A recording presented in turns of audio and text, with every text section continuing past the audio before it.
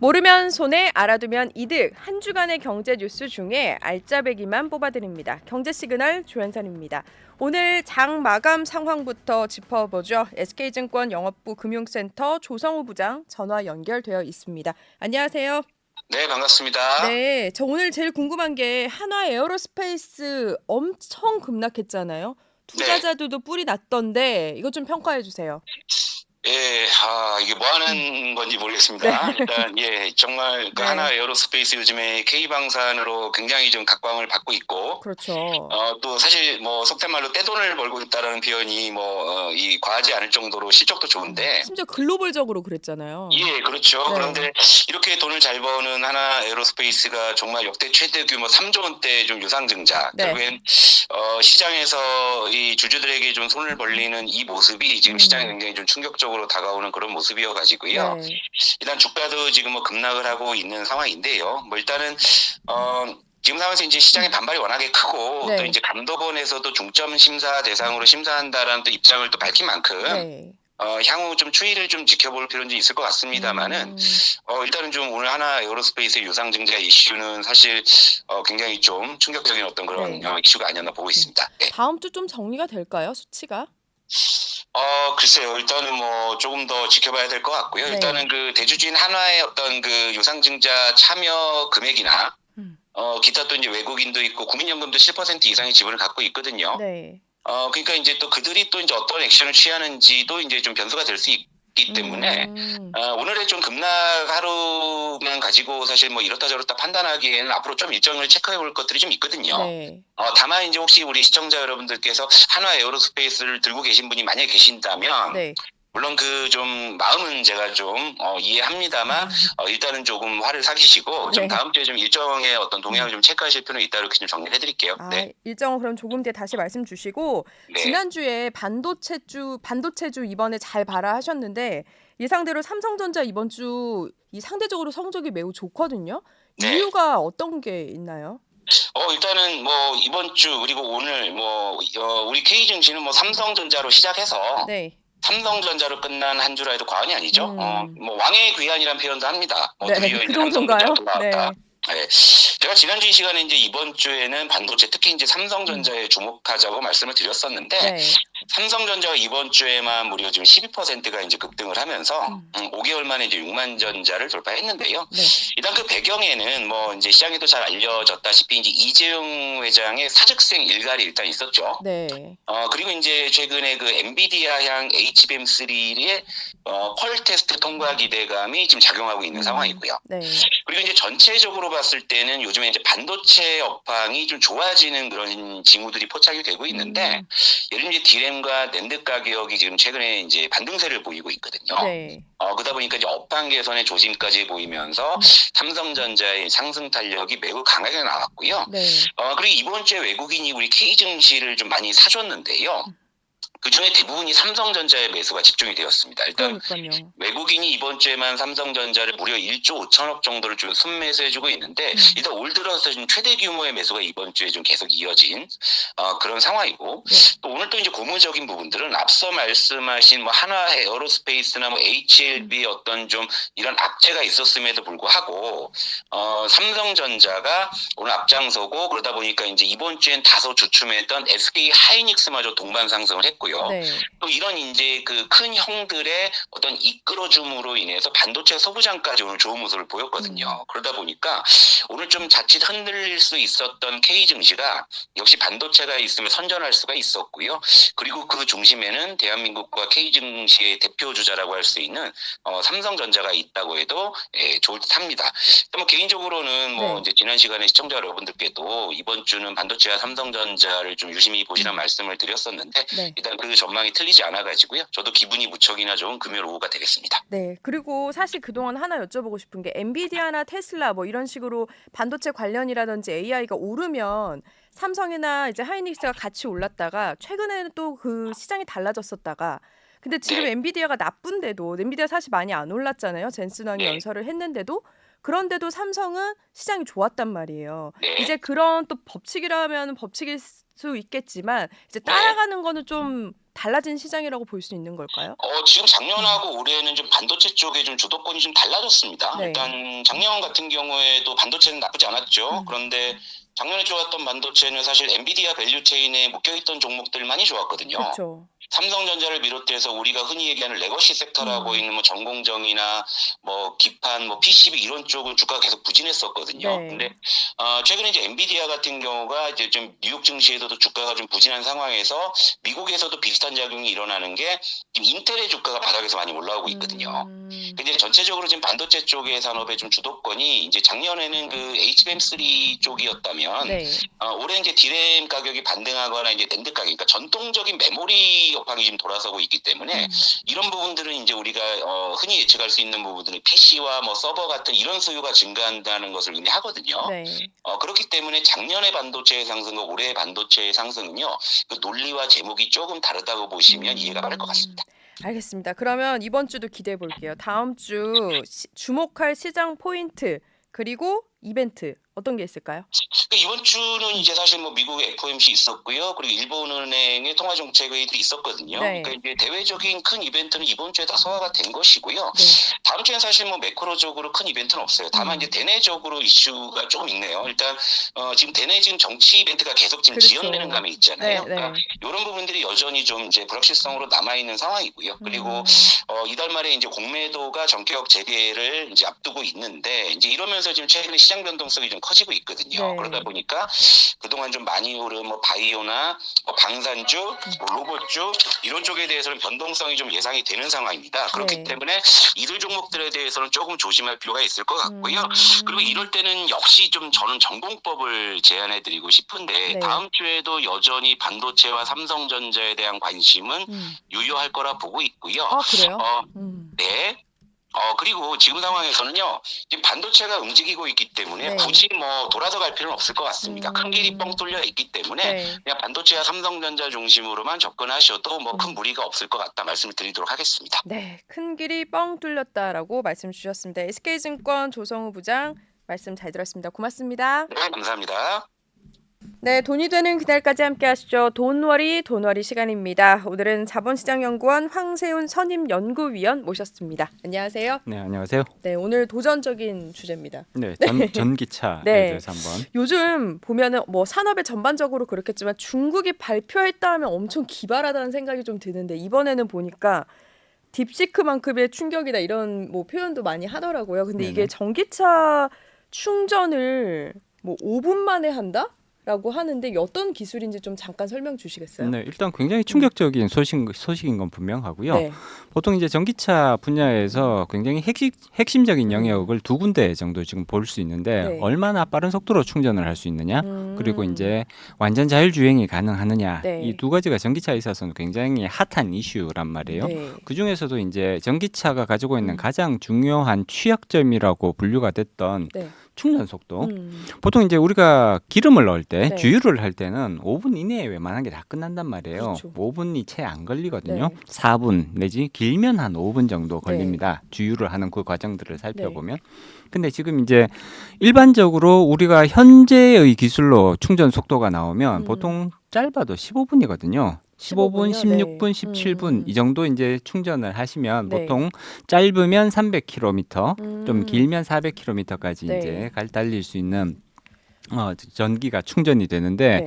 중국에서는 지금 이거를 5분 동안만 충전을 하면 네. 무려 400km를 달릴 수 있는 음. 그런 이제 기술을 개발을 했다, 시스템을 개발을 했다. 네. 라고 이제 발표를 한 거예요. 충전 기술에서 굉장히 핵심적인 부분이라고 하면 역시나 그 얼마나 높은 네. 볼트 수를 사용하느냐. 음. 이렇게 고압의 볼트, 네. 전압이 높아지면 높아질수록 쉽게 말하면 네. 아주 강한 전기가 흘러 들어가는 거니까 상대적으로 더 음. 그 충전이 빨리 이루어질 수 네. 있는 조건들이 만들어지는 거거든요. 음. 물론 전압을 높였을 때 전압과 그다음에 전류, 보통 암페어라고 표시를 네. 하죠. 요번에 중국에서 발표한 기술은 1000볼트 1000암페어 네. 그리고 1000kWh의 이 굉장히 높은 수준의 강한 전류를 쉽게 말해서 강한 전류를 흘려보내서 충전을 빠른 속도로 하겠다 이런 의미인 네. 거거든요. 네. 지금 우리나라는 그 볼트 수를 살펴보면 현재 현대자동차 같은 경우에는 800볼트를 사용하는 방식을 채택을 하고 있고요. 근데 네. 중국은 이번에 1000볼트니까 200볼트가 더 높은 그쵸? 거잖아요. 네. 그리고 전류 암페어도 지금 1000암페어 음. 높은 수준의 전기가 쉽게 말해서 고효율의 전기가 한꺼번에 확 흘러 들어갈 수 있도록 만드는 그런 시스템을 개발했다는 의미인데 사실 이게 굉장히 어려운 기술인 게요. 보통 전압이 높아지고 전류가 강해지면 여기서 이제 열이 많이 발생할 수밖에 없는 그러니까 거거든요. 그 생각이 들더라고요. 그래서 이게 충전을 할 때 보통 우리 휴대폰 충전을 하실 때도 보면 충전하는 과정에서 이게 휴대폰이 따뜻해지거든요. 그렇죠. 뜨뜻해지잖아요. 네, 뜨거워지는데 자동차 같은 경우에는 훨씬 고용량의 배터리를 사용하기 때문에 충전 과정에서 아주 고열이 발생할 위험성이 높아진단 말이에요. 이런 고열을 어떻게 제대로 통제할 수 있느냐 이런 부분들이 사실 충전 기술에 있어서 가장 핵심 기술이라고 볼 수가 있습니다. 중국이 발표한 이번에 네. 비아디가 발표한 내용들을 살펴보면 아주 높은 전압과 높은 네. 전류를 사용하고 있음에도 불구하고 이런 것들이 그 고열을 만들어내는 그런 이제 문제들을 전혀 이제 발생시키지 않는다. 충분히 컨트롤 가능한 범위에서 움직일 수 있도록 우리가 여기에 대해서 기술력을 확보했다. 네. 뭐 이런 식으로 발표를 하고 있습니다. 물론 이제 이런 것들이 결국은 시간이 좀 걸리기는 하겠지만 모든 전기차 회사들이 충전 시간을 줄이기 위해서 지금 굉장히 많은 투자들을 하고 있단 말이에요. 그렇죠. R&D 활동들을 네. 하고 있습니다. 우리나라 현대자동차도 마찬가지인 거고요. 미국의 테슬라도 어떻게 하면 충전 시간을 단축시킬 수 있을까? 지금 마지노선을 5분 정도로 지금 잡고 있단 말이에요. 네. 지금 충전 시간이 5분 이내로 접어들게 되면 실질적으로 사람들이 기름을 주유할 때와 전기 자동차를 충전할 때와 이 양자 간의 차이를 거의 못 느끼게 될 거다라고 네. 보는 그 마지노선이 5분이란 말이에요. 네. 그렇기 때문에 중국은 이미 그 마지노선에 거의 근접하고 있다라는 평가를 내릴 수가 있는 것 같고요. 반면에 우리 현대자동차나 테슬라나 혹은 유럽에 있는 여러 전기 자동차 업체들은 아직까지는 10분의 벽도 제대로 깨지 못하고 있는 그런 상황이라고 평가할 수가 있죠. 굉장히 네. 큰 게임 체인저가 될 수 있다. 물론 이제 우리가 조금 한 가지 이제 주의 깊게 봐야 되는 거는 중국 업체들은 대체로 자기네들이 할 수 있는 것보다 더 많은 것을 할 수 있다고 네. 좀 부풀려서 얘기하는 경향이 굉장히 강합니다.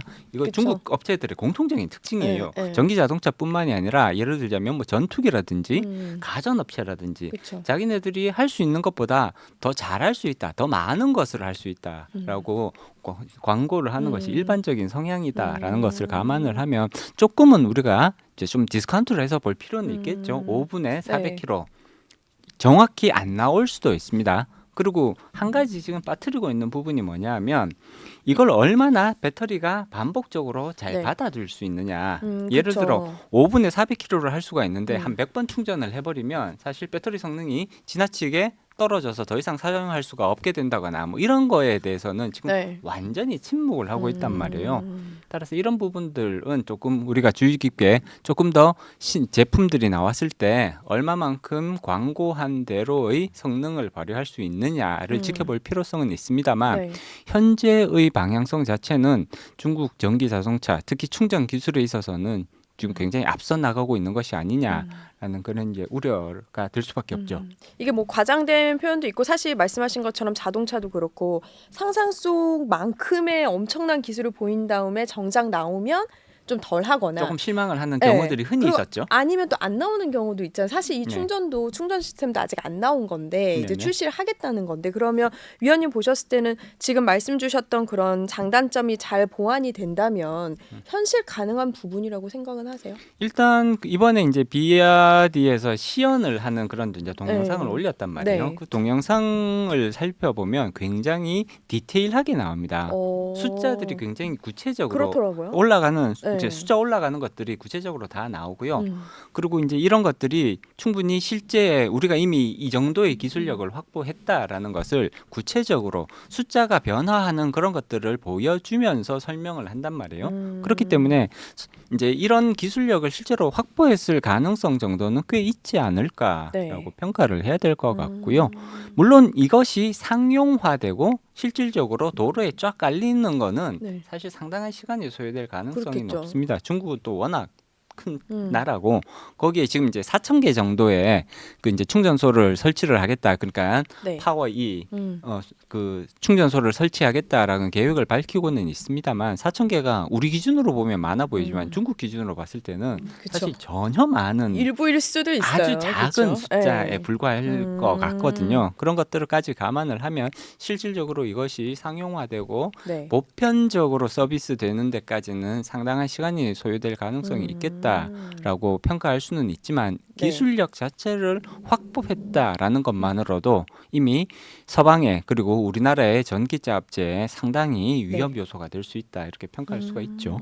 이게 지금까지는 어쨌든 테슬라 충전 기술이 가장 획기적으로 15분, 가장 이제 단 시간인데 사실 이거를 뛰어넘겠다라는 거잖아요. 진짜 그렇습니다. 도전이기는 한데 한중일 다 아까 말씀도 해주셨는데 현대차 이게 조금씩 어떤 차이가 조금씩 있어요? 일단 이제 현재까지는 네. 그 테슬라의 기술이나 우리 네. 현대자동차의 기술이나 음. 크게 차이가 난다고 평가하기는 음. 어렵습니다. 테슬라 같은 경우에는 15분 충전을 하면 네. 300km 정도 달릴 수 있는 네. 정도의 이제 충전 기술까지 지금 도달해 있고요. 네. 우리나라 현대자동차 같은 경우에는 17분에서 18분 충전을 하면 네. 375km 정도 지금 오. 달릴 수 있는 수준까지는 와 있거든요. 꽤 많이 그렇습니다. 가게 꽤 하네요. 많이 지금 네. 이제 그 충전 시간이 단축되고 있죠. 네. 그리고 앞으로 점점 더 빠르게 충전 시간은 단축될 걸로 보입니다. 그렇기는 한데 예를 들어 테슬라가 가지고 있는 300km 네. 15분. 네. 근데 중국은 지금 5분에 400km란 말이에요. 그러니까 이거는 격차가 지금 사실 너무 큰 것이 아니냐. 어떻게 보면 저 정도의 기술이 벌써 가능한 것이냐라는 의문이 그쵸. 나오기도 합니다. 저도 사실. 그래요, 사실. 네. 이게 벌써 가능하단 말이야. 그렇기 때문에 실질적으로 이 기술이 제대로 된 기술이 맞는지 그리고 지금 이제 이 기술이 적용됐다는 네. 그 자동차 전기 자동차 모델 두 개가 지금 출시가 됐잖아요. 네네. 그런 이제 분명히 그러면 소비자들이 사용을 해보고 실질적으로 이런 것들이 얼마나 정확히 지금 이제 광고한 대로 정확히 성능을 발휘하고 있는지 네. 그리고 배터리가 얼마만큼 음. 이 충전 횟수를 버틸 수 있는지 혹시나 중간에 과열되어서 화재 사고가 발생하지는 않을지 네. 이런 부분들에 대해서는 계속해서 점검을 할 필요성은 있을 것 같습니다. 그러면 자, 이 비아디까지 나오기까지 비아디 지금 한국에도 또 들어와 있잖아요. 네네. 서로 현대차도 그렇고 테슬라도 그렇고 이제 저가 경쟁이었어요. 전기차라는 거는 지금까지는 누가 싸게 내냐. 그래서 똑같은 기준에 더 싼 거를 찾았는데 이렇게 충전 기술까지 좀 경쟁을 하는 걸 보니까 이제는 전기차에 첨단 기술이 붙는 게 승자 같은 느낌이 들었거든요. 아까 게임 체인저도 말씀하셨는데 이게 이제 첨단 기술에 또 이 싸움이 되려나요? 그렇습니다. 앞으로는 이제 점점 더 전기차는 첨단 기술력 싸움으로 네. 가게 될 수밖에 없을 것 같고요. 예를 들어서 반도체 같은 경우를 살펴보면 네. 삼성전자와 뭐 TSMC 네. 뭐 이런 이제 대규모 반도체 제조업체들이 기술력 가지고 계속해서 경쟁을 하잖아요. 네, 누가 그렇죠. 더 어려운, 더 정밀하고 더 용량이 크고 이런 것들을 만들어낼 수 있느냐 이런 경쟁을 하듯이 전기차에 있어서도 비슷한 경쟁은 이제 본격적으로 시작되었다 이렇게 평가할 수 있을 것 같습니다. 앞서도 말씀드렸듯이 전기차가 해결해야 할 네. 굉장히 중요한 두 가지 태스크가 있거든요. 빠른 속도로 충전을 마무리를 지어야 된다. 주유에 버금가는 속도로 빠른 속도의 충전이 가능해야 된다라는 네. 점. 그리고 두 번째는 완전한 자율주행이 가능해야 된다라는 이 두 가지는 전기차에 있어 성공에 있어서 굉장히 중요한 요소가 될 수밖에 없을 거고요. 이런 것들을 얼마나 효과적으로 그리고 소비자들의 기대를 완벽히 맞추면서 이런 것들을 구현을 해내느냐 결국은 이거는 기술력의 싸움이 될 수밖에 없는 거거든요. 따라서 향후에는 전기차가 기술력을 앞세워서 누가 이러한 가장 네. 중요한 핵심적인 기능들을 먼저 달성하느냐 이런 이제 경쟁으로 가게 될 가능성이 높아 보입니다. 제가 봤을 때는 가격 경쟁은 사실 전기차 캐즘 사태를 일단락해주기에는 부족함이 있었다고 생각이 들거든요. 네네. 근데 말씀하신 대로 완전 좌율과 이 충전의 핵심이라면 이 충전이 해소만 된다면 캐즘 사태를 좀 해소하는데도 큰 도움이 될 수 있을 것 같기는 해요. 그렇습니다. 일단 전기차 충전 시간이 진짜로 5분 안쪽으로 들어오게 된다면 사실 전기차를 사용하는 것과 일반적인 내연기관 차량을 사용하는 거에 있어서 그 불편함이란 것은 차이가 없어지는 거거든요. 그렇죠. 그리고 전기차가 가지고 있는 장점들이 분명히 있단 말이에요. 사실 충전하는데 너무 오랜 시간이 걸린다. 이거 불편하다. 네. 이런 것이 전기차와 관련된 가장 음. 중요한 불만 사항이었는데 맞아요. 이것이 해결된다면 네. 사실상 전기차는 오히려 내연 기관에 대해서 우위, 경쟁 우위를 점하게 될 가능성이 네. 높아지게 되는 거죠.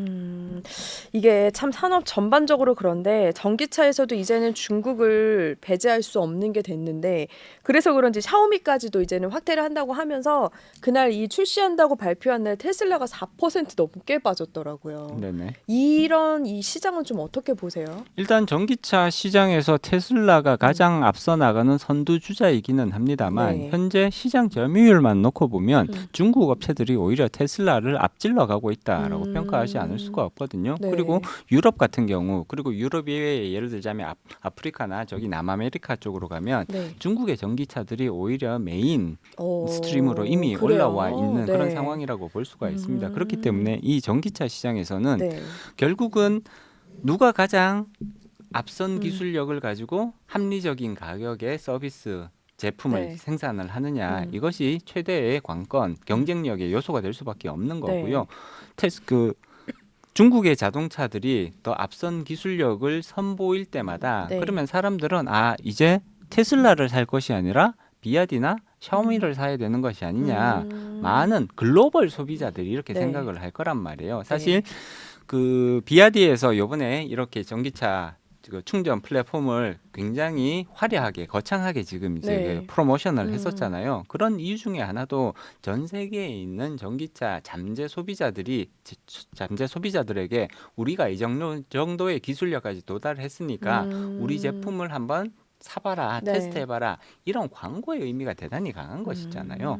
따라서 중국 자동차 회사, 전기 자동차 회사들의 기술력이 한 단계 업그레이드 될 때 테슬라의 주가가 떨어지는 것은 네. 어떻게 보면 굉장히 자연스러운 현상이라고 볼 수가 있습니다. 이쪽에서 경쟁력이 올라가고 있다는 것을 의미하는 네. 거니까 반대로 테슬라가 아무것도 안 하고 있으면서 경쟁력이 떨어지는 것처럼 보일 수밖에 없는 거거든요. 사람들은 주가란 것은 결국 미래에 대한 기대로 움직이는 거잖아요. 그렇죠. 따라서 미래에 누가 더 경쟁 우위에 서게 될 것이냐. 지금 비아디가 한 발 앞서 나가고 있습니다. 네. 테슬라는 아직까지는 거기에 대해서 대응책을 못 내놓고 있는 그렇죠. 거잖아요. 네. 그렇기 때문에 비아디의 주가는 상대적으로 올라갈 수밖에 없고 테슬라의 주가는 떨어지는 것이 전혀 이상한 현상은 아닌 거죠. 잠깐 테슬라 주가를 얘기를 해보자면 테슬라가 이제 여러 가지 이슈가 요즘 참 많잖아요. 악재가 많죠. 이래서 내려가고 저래서 내려가고 이럴 것 같은데 또 내려가고 좀 올랐다 싶으면 그 이상으로 내려가는데 이 테슬라 계속 이럴까요? 갖고 있어도 되나라는 고민들 요즘 진짜 많이 하시는 것 같아요. 일단 앞서도 말씀드렸듯이 주식 시장은 기대에 의해서 크게 영향을 받는단 말이에요. 네. 테슬라가 한창 주가가 급상승을 하던 시기가 있었죠. 그때 그렇죠. 테슬라에 대한 기대감이 사실상 엄청났습니다. 네. 앞으로 자동차 시장을 테슬라가 완전히 장악하게 될 거다. 이런 기대감이 굉장히 강했었단 말이에요. 근데 현재 테슬라에 대해서 사람들이 소비자들이 어떤 기대를 가지고 있느냐를 살펴보면 저러다가 비아디한테 시장 다 뺏길 수도 있겠다라는 오히려 조금 불안한 마음이 네. 훨씬 더 강해지고 있거든요. 예전 같으면 테슬라가 확실한 시장의 선도자다. 그렇죠. 라는 그런 이미지가 강했다면 네. 현재로서는 테슬라의 입지가 너무 불안해지고 불안해. 있다. 심지어 최고 경영자인 일론 머스크는 가만히 안 있고 여기에 집중, 이 그렇죠. 사업에 집중을 하고 있는 것이 아니라 다른 곳에 계속 이제 눈을 돌리면서 이것을 뒷전으로 밀어넣는 것이 그렇죠. 아니냐 이런 걱정까지 나오고 있거든요. 이럴 때가 아니다 이런 뉘앙스인 거잖아요. 네, 그렇습니다. 그렇기 때문에 사실 테슬라는 향후 상당한 고전을 할 가능성들이 예상이 되고 네. 있고요. 중국 업체들로부터 지금 거센 도전을 받게 될 가능성을 지금 이건 어떻게 보면 굉장히 합리적인 예상일 수 있거든요. 그렇기 때문에 그렇죠. 네. 향후 전망이 그렇게 밝지는 않은 것 같다라는 평가를 내리지 않을 수 없습니다. 그러면 이게 그렇게 이제 생각을 하다 보면은 이제 뭐 중국 기술 별로다라는 것도 이제 옛말인 것 같은데 그러다 보니까 중국 쪽으로 자금이 그만큼 가고 있는 게 저희 눈에도 보이잖아요. 네네. 이제는 뭐 미국 시장에서 빠져서 거기로 간다라는 이론도 맞지 않는 것 같은데 확실히 많이 흘러가고 있죠, 자금 자체가. 근데 일단 중국으로의 자금 유입이 증가하고 있는 것은 분명한 사실입니다. 이제 사실 시장은 굉장히 효율적인 거잖아요. 어느 그렇죠. 쪽이 기술력이 확실히 더 좋아 보인다. 그러면 네. 그쪽으로 자금이 따라서 이동하는 것은 이건 굉장히 자연스러운 현상이라고 음. 볼 수가 있습니다. 물론 투자자분들은 이 기술이 진짜로 저 정도의 기술이 맞냐는 조금 지켜보셔야 될 것 네, 같아요. 그렇긴 해요. 예, 네. 앞서도 우리가 그런 여러 번의 경험이 있었단 말이에요. 된다. 그래놓고 그렇죠. 실제로 해보니까 잘 안 되네. 이런 심지어 잊은 것도 있어요. 네, 그러니까요. 그런 그 사례들이 분명히 존재를 했기 때문에 조금 이런 이제 제대로 된 기술력이 맞는지를 확인하는 그런 모습들은 반드시 필요하다고 볼 수가 네. 있습니다. 그렇기는 하지만 현재 지금 나와 있는 발표되어 있는 언론에서 보도되고 있는 내용들을 살펴보면 상당히 높은 수준의 기술력이 확보된 것이 아니냐라는 이런 합리적인 기대를 할 수 있게 네. 만드는 그런 수준인 것은 분명한 것 같고요. 이렇다면 당연히 새로운 기술 그리고 시장에서 네. 선점할 수 있는 이런 기술을 확보했다면 거기에 따라서 자금이 흘러가는 것은 네. 이거는 굉장히 자연스러운 현상이고 이건 어떻게 보면 네. 자본의 기본적인 속성인 거잖아요. 그렇죠. 네, 그렇기 때문에 중국으로 특히 기술력을 확보하고 있는 중국 기업으로 자금이 계속해서 유입되는 것은 이거는 전혀 이상한 모습이 아니다. 오히려 향후에도 두각을 나타내는 중국 네. 기업들이 추가로 또 나올 수 있잖아요. 또 나올 수 있다. 네, 그렇죠. 네, 또 나올 수 있는데 그렇게 되면 또 그쪽으로 자금이 또 많이 흘러 들어갈 가능성은 대단히 높다고 평가할 수가 있습니다. 우리나라 주식 투자하시는 분들은 굉장히 민감하신 투자자들이잖아요. 그럼요. 정보에도 굉장히 민감하시고 빠르고 또 그렇죠. 해외에서 미국으로 갔다가 중국으로 한꺼번에 이렇게 넘어가시는 네. 그 민감도가 대단히 높으신 그렇죠. 분들인데 네. 어떻게 보면 이러한 정보에 이렇게 민감하게 반응하는 것은 사실 자본주의가 가장 이렇게 적나라하게 드러나는 주식 시장에 있어서는 사실 이거는 굉장히 자연스러운 현상이라고 네. 저는 개인적으로 평가를 합니다. 그럼 기술력을 떠나서 지금 전반적인 중국의 IT 산업 쪽을 봤을 때 위원님이 보셨을 때는 지금 보니까 중국 펀드 수익률도 엄청 높더라고요. 이 중국 투자에 대해서 단기만 해라, 신뢰할 수 없다 이런 평도 있고 이젠 중국이다 이런 말도 있거든요. 어떻게 전망을 하세요? 일단 포트폴리오의 관점에서 조금 접근해 주실 필요성이 있을 것 포트폴리오. 같습니다. 네. 일단 미국이 지금 상대적으로 조금 부진한 것처럼 보이잖아요. 그렇죠. 2023년, 2024년 미국의 주식시장이 대단히 좋았습니다. 올해 그렇죠. 미국 주식시장이 그때처럼 계속해서 좋을 수 있을 거냐를 생각을 해보면 많은 분들이 올해는 조금 어렵지 않겠냐. 그 정도는 안 될 거다. 네, 특히나 그렇죠. 트럼프의 저런 관세 정책이 계속해서 이어지게 된다면 네. 미국 경제가 조금 어려움을 겪을 수 있다. 따라서 미국에 대한 비중은 오히려 올해는 조금 보수적으로 가져가는 것이 좋지 않겠느냐라는 말씀을 하시는 분들이 많으세요. 네. 저도 어느 정도는 그런 주장들에 대해서 동의를 하는 편이고요. 네. 반대로 이제 중국에 대해서 그동안 미중 간의 갈등이 굉장히 첨예화되면서 중국에서 자금들이 굉장히 많이 빠져나왔습니다. 네, 그리고 중국 그렇죠. 시장도 한동안 굉장히 부진한 흐름을 보였죠. 네. 그렇기는 하지만 포트폴리오의 관점에서 평가를 해보면 그렇다고 해서 중국에서 자금을 100%다 빼버리는 것이 정답이냐? 그거는 아닌 것 그건 아니다. 같다라는 말씀은 그래요? 드릴 수 네. 있겠죠. 중국은 어떻게 될지는 모르겠지만 그래도 나름 잠재력이 상당히 가지고 있는 국가인 건 분명하고요. 네. 특히나 전기 자동차라든지 또는 IT 드론이라든지 이런 분야에 있어서는 사실 세계 최고의 기술력에 이미 상당히 근접해 있다라는 평가를 받는 국가란 말이에요. 네. 그렇다면 모든 중국 기업들에 대해서 우리가 신뢰를 회복한다 이런 차원은 아니겠지만 최소한 글로벌 탑 클래스에 들어가 있는 중국 기업이라면 그러면 우리가 거기에 대해서 포지션을 일정 부분 가져가는 것도 저는 충분히 합리적인 결정일 수 있다고 봅니다. 알겠습니다. 포트폴리오를 좀 잘 짜야 되는 이유 중에 하나이기도 할 것 같네요. 네네, 그렇습니다. 네, 알겠습니다. 황세현 선임연구원 함께했습니다. 고맙습니다. 고맙습니다. 네, 이번에는 이 코너 넘어가겠습니다. 이 코너 주제부터 알려주세요. 올려주시면 됩니다. 이 코너 주제 네, 올려주시고 읽어주세요.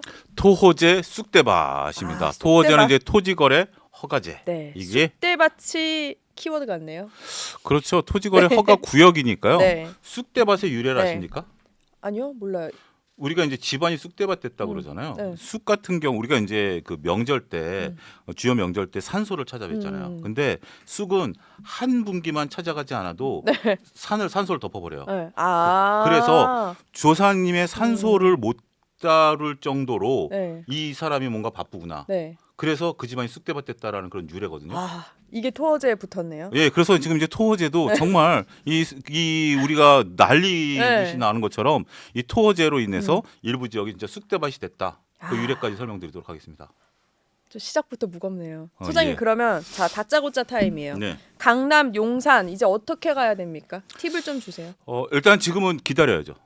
할 수 있는 게 없네요. 할 수 있는 것은 왜냐하면 이제 토어제가 이제 묶이게 되면 매매할 수 있는 방법들이 몇 가지 없거든요. 네. 극소수밖에 없는 상황이고 서두르시려면 24일까지 시간이 있으니까 이틀 남았어요. 이틀이라도 네. 제가 설명드릴 수 있겠습니다만 하늘이 무너져 솟아날 구멍이 있기 때문에 네. 만약에 내가 이 지역에 꼭 입성을 해야 되겠다라고 하신다라면 그 팁도 알려드리도록 하겠습니다. 그러면 곧바로 이어갈게요. 예. 사실 집 장만은 뭐 바로바로 내가 돈 있다고 사는 것도 사실 아니고 그렇죠. 전략적이어야 되는데 24일 말씀하셨잖아요. 네. 그러면 남은 이틀 동안 사실 반 이틀이지 고스란히 이틀은 아니거든요. 그렇죠. 어떻게 해야 돼요? 그러면? 그러니까 이제 갑작스럽게 내가 여기를 들어가야 되겠다 이러신 분들이 아니라 내가 여기를 들어가려고 했는데 아니 그리고 꼭 가야 되는 분들도 사실 가을 있거든요. 되는 부분도 있었어요. 네, 네. 근데 이제 그 전에 토지거래 토지거래 토지거래 네. 허가제에서 토지거래 허가제가 해제되지 않았습니까? 요 차이점이 뭐냐면 네. 토지거래로 묶이게 되면 내가 거기에 2년 동안 실거주를 해야 돼요. 네. 그러다 보니까 이제 갭 투자라든지 아니면 전세를 끼고 매매가 불가능한 그런 상황이었거든요. 네. 근데 이게 이제 해제가 되다 보니까 내가 이제 이런 집주인들이라든지 그 전에 이제 전세를 끼고 집을 소유하고 있었던 다주택자분들이 집을 이제 호가를 올리기 시작하는 거죠. 그렇죠. 그전에 거래가 안 됐었던 상황인데, 근데 그분들 입장에서 보면 24일이 지나고 나면 매매 자체를 할 수가 없습니다. 토지거래 허가구역으로 묶이다 보니까 네. 실거주자만 매매를 할 수 있거든요. 뭐 매매가 불가능한 건 아니에요. 네, 근데 이제 그렇죠. 그분들 네. 입장에서 보면 이틀 사이에 빨리 매도를 해야 되죠. 그렇죠. 빨리 매도를 해야 되니까 그 전에 호가를 높이 불렸던 그러니까 이제 일부 지역에서 우리가 신고가가 나오다 보니까 호가를 높였던 분들이 호가를 낮출 수밖에 없어요. 한 3억 원까지 낮추는 데도 있더라고요. 그러니까 호가를. 그렇기 때문에 실질적으로 내가 여기를 들어가려고 준비를 했었는데 자꾸 집주인이 호가를 높이다 보니까 이걸 못 들어가셨던 분들은 과감하게 그거를 잡는 것도 하나의 방법이 됩니다. 마지막 기회다 생각을 마지막 하고 기회다 생각하고 네. 어차피 뭐 충분히 이틀 사이에도 맘만 먹으면 이게 갑자기 제로에서 시작하는 게 아니라 준비를 하고 있었었는데 호가기 때문에 내가 이것을 못 하셨던 네. 분들이라면 그 이틀을 잘 활용하는 것도 하나의 방법이다. 이렇게 말씀드릴 수 있겠고 묶이게 내가 다주택자인데 이 지역에 집을 갖고 있어 특히 이제 뭐 용산이라든지 뭐 이렇게 송파 저쪽 바깥 네. 지역에 있었던 분들도 갑자기 이제 묶이게 되면 내가 매매 자체를 안 되거든요. 그렇기 때문에 그분들도 지금은 욕심 부리면 안 됩니다. 물론 이제 뒤에 6개월 뒤에 어떻게 될지는 이제 모르는 문제지만 네. 만약에 이제 또 우리가 정치적인 또 일정도 고려해야 되는 거 아니겠습니까? 그런 부분들을 보면 내가 굳이 작은 금액 갖고 네. 연연하기보다는 팔아야 되는 이유가 있으신 분들은 이 기회에 적극적인 매도에 동참하는 것도 하나의 방법일 수도 있겠다. 현실적인 조언을 드릴 수 있겠습니다. 그러면 그런 사람이 있을 수 있잖아요. 매매를 가려고 마음을 먹었는데 이렇게 되면서 네. 아 그럼 잠깐 전세월세로 이따가 가야 되나? 이렇게 생각할 수도 있는데 그렇다고 그게 안 오르진 않을 거고. 그렇죠. 그러니까 이제 우리가 이제 그 전문가분들 얘기를 들어보면 저는 이제 부동산 쪽 전문가라기보다는 이제 부동산을 이제 리뷰하고 네. 보는 사람인데 부동산만 다뤘던 분들 얘기를 들어보면 네. 우리가 이제 2월 10일 날 이게 이제 열린 이후에 그러니까 토지거래 네. 허가 구역이 해제된 이후에 네. 집값이 많이 올랐잖아요. 엄청 올랐죠. 엄청 올랐죠. 네. 엄청 올랐죠. 그런 상태가 과연 이게 해제 때문이냐 아니면 그 전에 잔잔한 낙엽이 쌓여 있었던 것에 불씨를 붙인 불씨. 거냐라고 보면 대부분의 분들이 여기도 의견이 엇갈려요. 근데 잔잔한 낙엽이 쌓였던 게 불씨를 붙였다라는 의견들이 있거든요. 네. 그렇기 때문에 우리가 이제 집이라는 것은 소유의 개념이 일단은 1가구는 소유의 개념이 있기 때문에 만약에 이 지역을 내가 지금 들어가야 되는데 지금 시간상 안 된다. 진짜 된다. 내가 뭐 이사도 가야 되고 막 잔금 치르는 것 때문에 그게 뭐 26일 날 나온다. 그러면 무리해서 계약할 수 없잖아요. 이제 그런 분들 입장에서 본다라면 내가 잠시 전세로 들어가야 된다. 그것도 하나의 어떤 현실적인 뭐 대안이 될 수도 있는 거고 문제는 이제 6개월 뒤에 어떻게 되느냐 그 전망을 잘해야 사실 되는 그렇죠. 거죠. 그 뒤에 말씀드릴 텐데 예, 뭐 그렇죠. 그 전망에 따라서 내가 만약에 집값이 내려올 것 같다. 만약에 뭐 어떤 뭐 정권이 바뀐다라든지 네. 서로 그렇게 돼서 만약 토지 공개념이 도입이 되고 집값이 내려오게 된다 이렇게 된다라면 뭐 충분히 기다릴 수 있겠죠. 그렇죠. 근데 뭐 그런 거가 하더라도 그러니까 이제 지금 같은 추세가 유지되는 것은 그냥 상수라고 보고 네. 만약에 토지 공개념이 도입이 된다 하더라도 그러니까 극단적인 경우에 네. 도입된다 하더라도 이 지역은 어쨌든 항상 초과 수요가 있는 지역 아니겠습니까? 그렇죠. 그렇기 때문에 그런 부분들을 놓고 보면 저는 차라리 6개월 정도 뒤에 한 번에 반영된다 하더라도 네. 집값이 떨어지기보다는 이 지역에 국한해서는 좀 올라갈 수 있는 부분들이 되지 않느냐. 더군다나 이게 토지거래 허가구역이 해제되고 나서 네. 어떤 현상이 벌어졌냐면 강북과 강남 간의 격차가 더 벌어졌어요. 더 벌어졌죠. 더 맞아요. 벌어졌어요. 그렇기 네. 때문에 오히려 지금 이제 이렇게 강남을 묶어 놓으면 다른 어떤 지역, 뭐 예를 들어서 뭐 노량진이나 뭐 이런 쪽들을 갈 수 있는 거 아니야라고 보는 분들도 있습니다만 네. 여기는 여기만의 특성을 갖고 있는 지역이기 때문에 그럼요. 네. 이러한 부분들이 다른 데로 전파되거나 우회할 가능성은 그렇게 높지 않다 이렇게 정리가 가능하겠죠. 그러면 조금 더 이제 현실적으로 얘기를 하다 보면 사실 서민들이나 당장 저 같아도 네. 갭 투자를 이용해서 사는 분들 사실 많거든요. 네. 그래야만 또 가능하기도 그렇죠. 하고요. 근데 예. 이번에 이 토어자 때문에 갭 투자마저도 안 되죠. 이제 안 되는 예. 거잖아요. 그러면 사실 일반적인 사람이 돈이 있지 않는 한은 진짜 힘든 거 아니에요? 이제는. 근데 이게 한시적인 조치다라고 봐야 되니까 이제 6개월 뒤에 이제 어떻게 음. 되느냐라는 부분들이죠. 여기 토지거래 허가구역이 이제 해제되고 나서 있었던 네. 상황들을 놓고 보면 네. 경매 시장이 들썩거렸어요.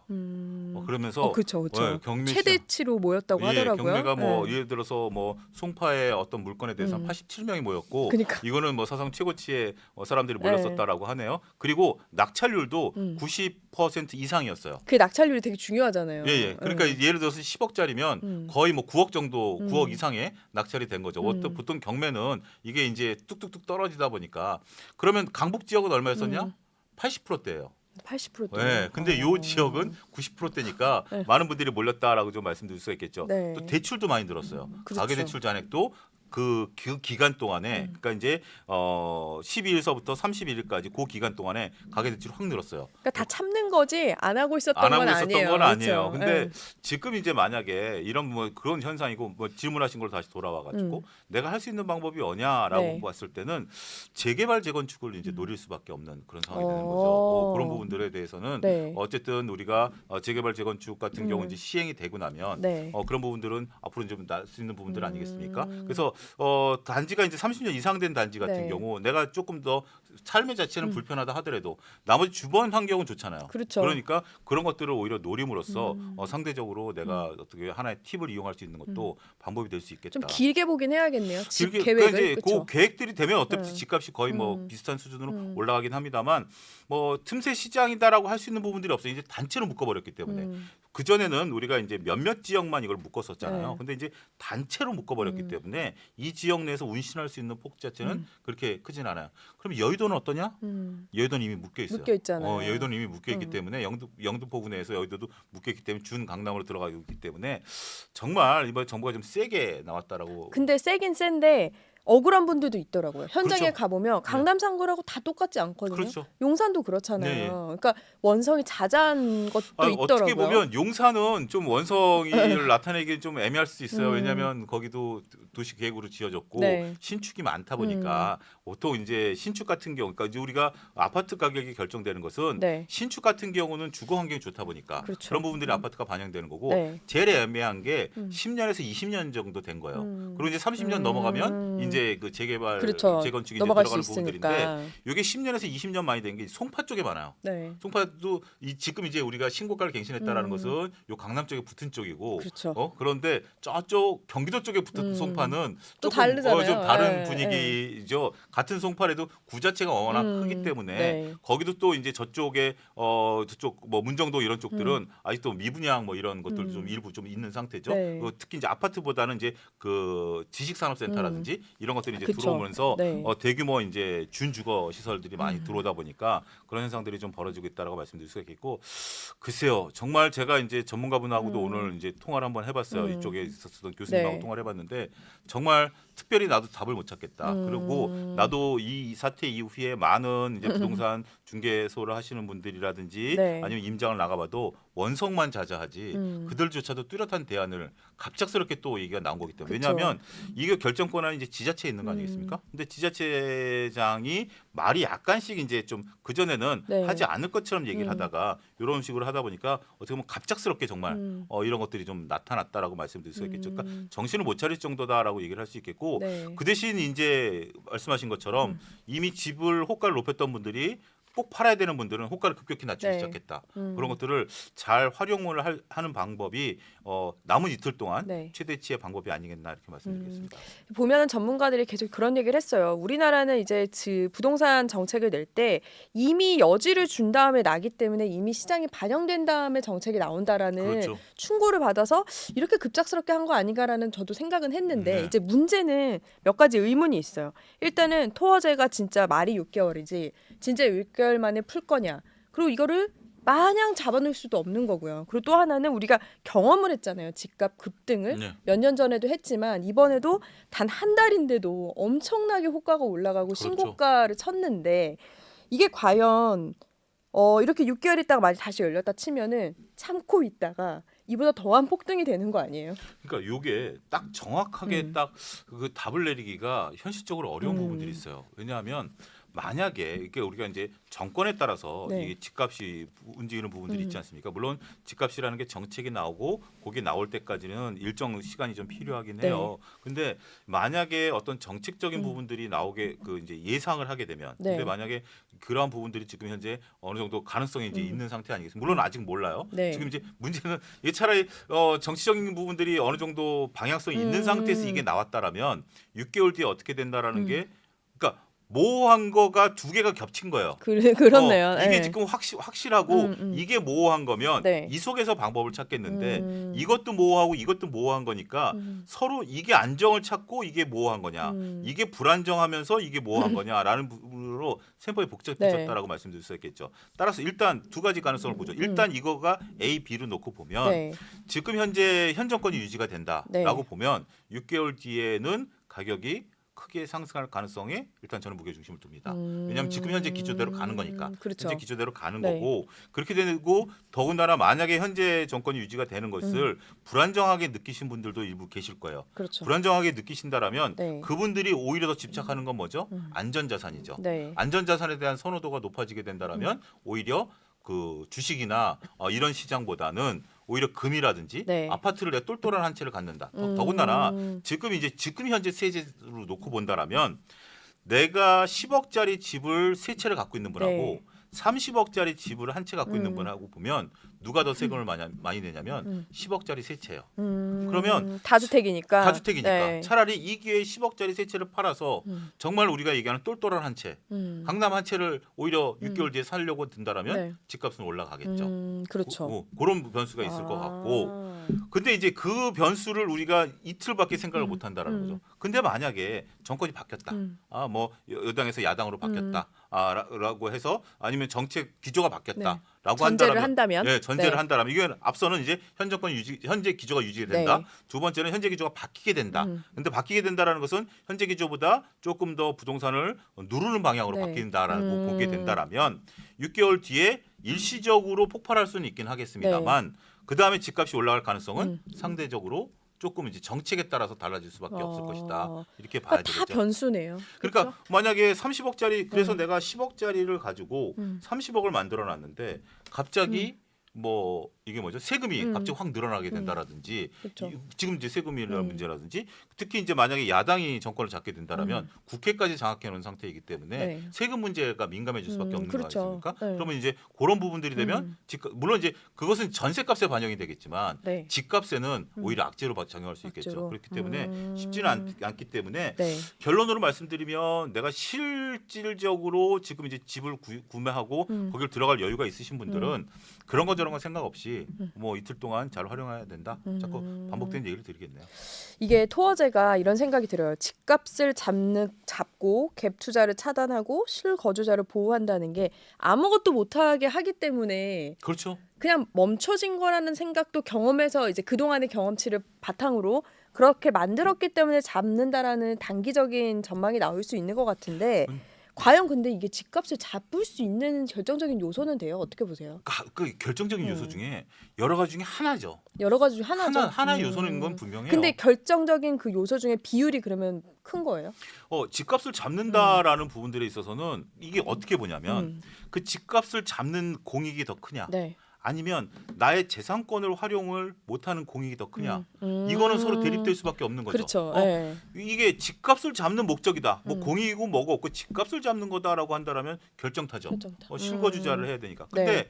여기에 내가 실질적으로 나는 뭐 그런 거랑 상관없이 나의 재산권을 행사하겠다라고 본다면 그러니까 네. 이번에 해지할 때 네. 오세훈 시장께서 그런 얘기를 했어요. 그동안에 이 지역에 있어서 원래 이제 해제를 하려고 했었던 네. 게 1월 달에 오세훈 시장이 민생 회의를 했거든요. 네. 거기서 이제 이 지역에 있으신 분들이 야 이거 너무한 거 아니냐. 나의 재산권을 침해하니까 그렇게 해서 풀어준 거거든요. 네. 근데 지금 다시 이렇게 또 옥죄게 되면 그 부분에 대한 반작용이 일어날 수밖에 없다라는 그렇죠. 거죠. 그러니까 어떻게 보면 그러면서 이제 얘기를 하는 것이 이제 오세훈 시장이 얘기하는 것이 이제 정부의 역할론을 얘기를 했어요. 네. 그러니까 이제 자유경제라고 해서 모든 것들을 풀어주는 게 아니라 일정 부분 과열이 나타난다라든지 부의 분배가 조금 왜곡된 부분들이 있으면 정부가 규제를 들어가는 게 네. 지금 현재 그 글로벌 스탠다드라기보면 글로벌 방향 네. 중에 하나예요. 그렇게 해서 정부의 규제가 들어가야 된다. 근데 정부의 규제가 어디까지 들어가야 되느냐는 것은 이건 사회경제학자들의 끊임없는 논란이죠. 뭐 과감해야 그렇죠. 된다. 네. 이게 좀 과감하게 들어가면 결국 사회주의가 되는 거고 네. 이게 좀 덜하면 완전 자유경쟁 시장으로 그렇죠. 가면서 무한경쟁 시대가 되는 거고 이런 부분들인데 그렇기 때문에 이제 정책 당국자한테 역할을 하는 건데 안타까운 것은 지금 이제 그런 것들을 지금 많은 분들의 원성 중에 하나는 재산권 침해에 대한 부분들이 너무 큰 거죠. 그러니까 지역의 특정 지역의 집값이 올라가는 것에 대한 과열을 막겠다라면 물론 이제 특정 지역을 많은 풍선 효과가 나타나긴 하겠습니다만 그런 것들에 대한 어떤 종합적인 검토 없이 이틀 전만 하더라도 계속 유지할 거다라고 했다가 갑작스럽게 이렇게 하게 된다라면 이거는 조금 뭐 정책적인 효과보다는 정책적인 부작용에 대한 원성 이것은 고스란히 결정권자가 떠안아야 되는 어떤 하나의 문제가 돼버렸다. 그리고 이렇게 된다 그래서 뭐 집값이 안 올라가느냐? 그 부분에 대한 것들은 조금 많은 분들, 네. 그러니까 이제 좀 보시는 분들이 조금 비관론적이다. 오히려 이게 지금 6개월 뒤에 지금 상태로 놓고 보면 어떤 분들은 그런 생각을 해요. 아까 제가 이제 우리 이제 전국 구조가 어떻게 될 것이냐, 네. A, B는 이제 첫 번째, 두 번째로 나눠 생각하는데 그런 건 상관없이 무조건 올라간다. 이렇게 보시는 분들도 계세요. 그렇더라고요. 네, 그런 분들도 많이 있기 때문에 이게 과연 단순한 결정인지. 아니면 뭐 지금 현재 이렇게 전국이 회오리 치다 보니까 또 그분도 또 유력 대선 주자 중에 한 명이니까 또 그러한 결정의 어떤 일환인 것이냐라고 보는 또 삐딱한 시선도 존재하더라고요. 그렇죠. 그러니까 워낙 갑작스럽다 보니까 맞아요. 다양한 시선들이 자신들의 생각대로 그렇게 이제 이쪽 계신 분들도 생각을 좀 토로하고 있다 이렇게 정리가 되겠습니다. 적용 시간도 이제 얼마 안 남아서 짧아서 네. 더 그런 것 같은데 정부가 내놨던 어쨌든 집값 잡기 방법으로 했던 게 대출 규제 강화도 있었잖아요. 네, 그렇습니다. 근데 아까도 말씀 주셨는데 그 한 달 동안 대출도 엄청 많이 늘었다고 늘었죠. 예. 했듯이 이게 대출 규제를 한다고 기준금리를 낮추고 높인다고 이게 그렇게 영향을 끼칠까라는 생각을 이번 한 달을 보면서 느꼈거든요. 네. 이게 요소가 되나요? 대출 잔액이 3,600억이 늘었어요. 네. 20일 사이에. 그러니까 이게 사실 대출 규제 강화한다고 해도 하는 네. 사람은 한다는 거거든요. 그렇죠. 어차피 그쪽에 들어갈 수 있는 분들 입장에서 보면 우리가 이제 대출을 받을 때 소득 대비해서 그리고 총 그렇죠. 부채 대비해서 받지 않습니까? 그렇기는 하죠. 근데 여기 보통 일반 평범한 그러니까 우리나라 이제 네. 그 소득층의 중위 계층에 계신 분들이 이 지역에 그렇게 해서 들어가기는 현실적으로 어려운 거고 상위 한 10%, 20% 정도 내는 분들이기 때문에 그분들 입장에서 보면 그게 크게 문제가 되는 것은 아니죠.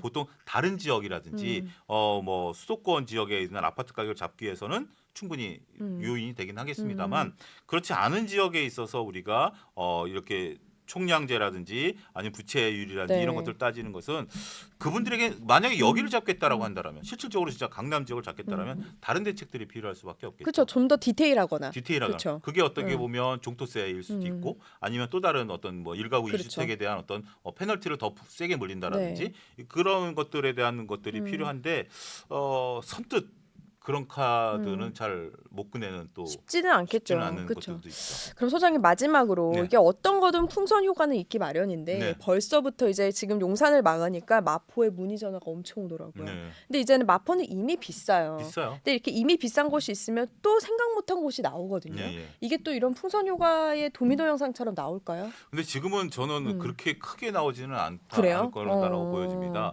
왜냐하면 이 지역이 지금 6개월로 묶여 있고 네. 6개월 뒤에는 지금 현재로서는 계속 끌고 가기는 어렵다라는 부분들이 있잖아요. 그러니까 네. 일부 지역이 묶이겠죠. 차라리 그 지역 내에서 지금처럼 뭐 송파 전체, 용산구 전체가 아니라 일정 부분들은 풀어줄 가능성이 있거든요. 그러면 그 지역 내에 있는 거와 다른 구로 넘어가는 것은 좀 다르죠. 다 안 풀 수도 있다. 네, 그러니까 다른 구로 넘어가는 건 그렇죠. 또 다르죠. 네. 만약에 용산에서 일정 동만 하고 나머지 동해하면 마포로 넘어갔던 분들은 조금 그렇죠.